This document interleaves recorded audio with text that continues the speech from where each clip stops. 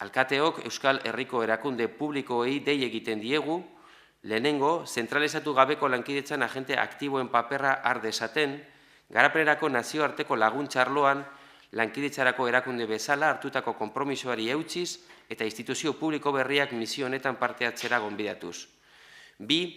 Ahaleginak batu ditzaten garapenerako lankidetzara bideratutako aurrekontu ekarpenen bidez eta Euskal Lankidetza publikoa osoaren esku hartzeari koherentzia eta sakontasun gehiago ematera zuzendutako itun instituzionalak ezar ditzaten.